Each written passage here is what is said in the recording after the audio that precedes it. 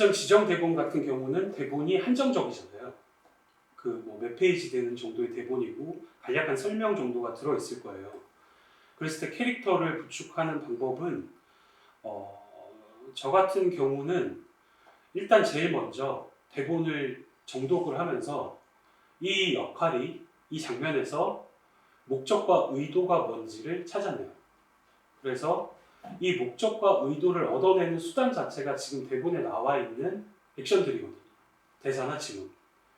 그래서 이 사람이 이런 목적이나 의도를 가졌을 때 어떠한 수단으로 이 액션들을 하고 있느냐를 유추해서 이 사람의 행동 양식을 찾아요. 일단. 그래서 이런 행동을 왜 하게 됐는지 이 사람의 컴플렉스나 기저를 찾아요. 그래서 밑바탕에 이 사람이 끊임없이 사회성을 동반해서 어떤 사람으로 보이고 싶어 하는지를 찾아내고 그거를 기본으로 바탕으로 하고 장면의 목적이나 의도를 가지고 들어가면 내가 특별히 다른 캐릭터를 막 어떻게 창조해야 되겠다, 말투를 바꿔야 되겠다, 행동을 바꿔야 되겠다 보다는 훨씬 더 살아있는 느낌이 나게 될 거예요.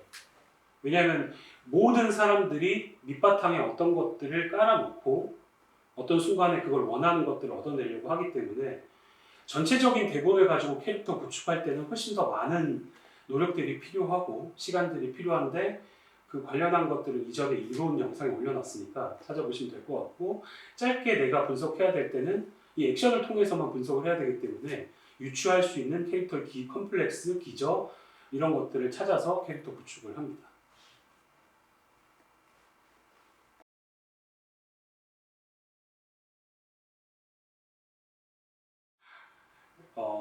일반적인 직종들은 정년퇴직이 있잖아요.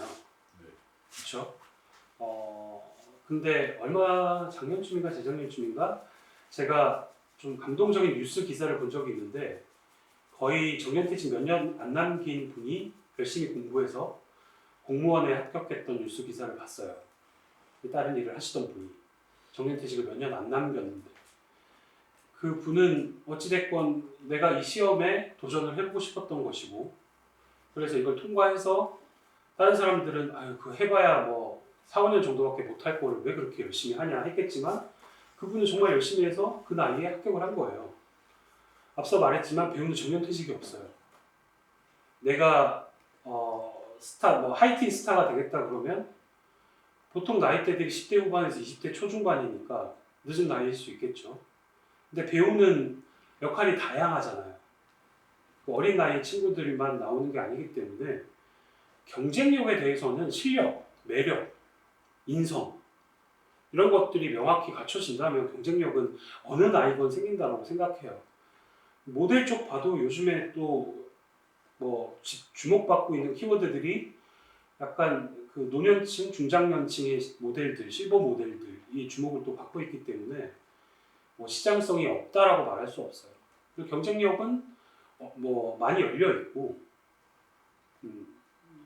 사실 근데 이제 중년이나 노년 쪽의 배우층들이 어린 나이부터 시작해서 여지껏 이 배우로서의 삶을 계속 살아오신 분들이 많이 자리를 차지하고 계시죠.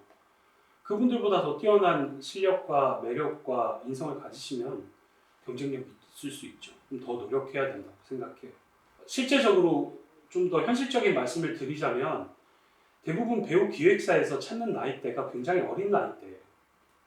왜냐하면 이 친구들로 이제 기획사에서 수익을 창출하려면 스타가 돼야 되는데 대부분 처음 스타가 되는 나이대가 20대 초반이거든요. 그러면 이미 미성년자일 때부터 이 친구들을 가르치고 교육하고 관리를 해서 데뷔를 시켜야 되기 때문에 어린 나이대 친구들을 찾을 수밖에 없죠. 내가 이미 그 나이대를 지났다고 생각하면 그 다음을 생각하고 준비하셔야 되는 거예요. 더 경쟁력 있게 어떻게 준비할지를 고민해야지 경쟁력이 있냐 없냐를 고민하는 거는 맞지 않는 고민이라고 생각해요.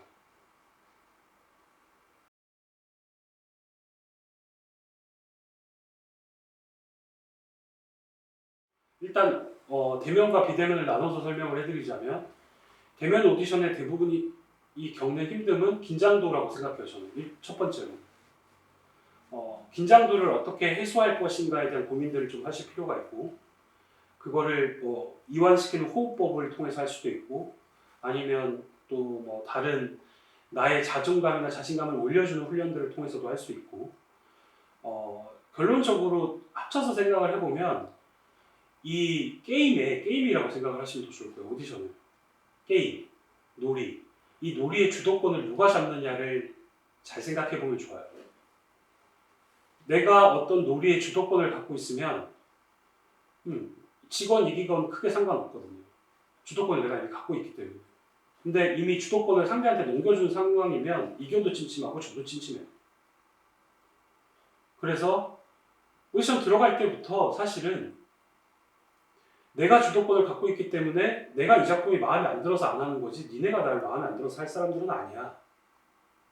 그리고 니네가 날 캐스팅 못하면 니네가 후회하는 거야. 난 오늘 니네 한번 만나주러 온 거야. 니네 인생에 나 같은 사람 언제 한번 만나겠니? 이런 마인드 자체가 주도권을 내가 갖게 만들어 주거든요. 마인드의 전환이 필요하다고 생각해요. 대면 오디션 특히.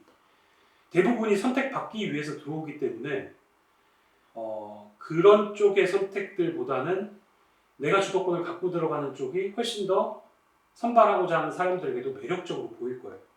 대신 예의나 뭐 기본적인 룰들은 다 지켜야겠죠. 네. 그리고 비대면에 대해서 얘기를 하면 사실은 비대면은 훨씬 더 긴장이 덜 할 수 있는데 카메라로 내가 액팅을 해야 된다라는 긴장도가 또 형성이 되죠. 카메라에 대해 익숙하지 않기 때문에 연습으로 해결을 하셔야 된다고 생각해요. 앵글에 대한 이해부터 그 다음에 씬의 구성에 대한 이해들.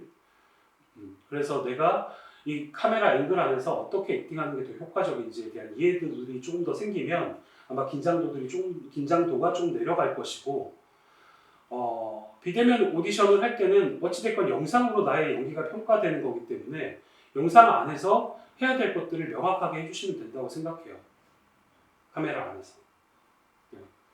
그건 연기랑도 마찬가지겠지만, 연기는 뭐 매번 얘기하지만 상태나 원하는 게 분명한 연기가 가장 좋은 연기라고 저는 생각하거든요. 근데 찍기 전에 정확한 상태 만드시고 정확한 의도 가지시고 연기하시면 된다고 생각합니다. 비대면 영상 촬영하실 때는 내추럴한 게 좋을 거예요. 많이 꾸미거나 그거보다 자신의 본 모습이 나오는 게 담기는 게 더 좋을 것이고, 그 다음에 이 씬에서 전체를 다 힘줘서 하려고 하지 마시고 진짜 얻어야 될 걸 얻으려고 시도하시면 훨씬 더 좋아질 겁니다.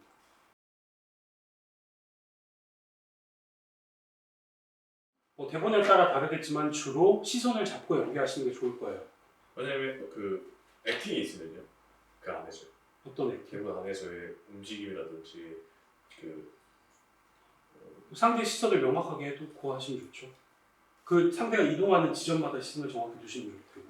그러면 카메라를 직접적으로 볼 필요도 없는 거예요. 카메라를 직접적으로 보지 않는 게 좋습니다. 왜냐하면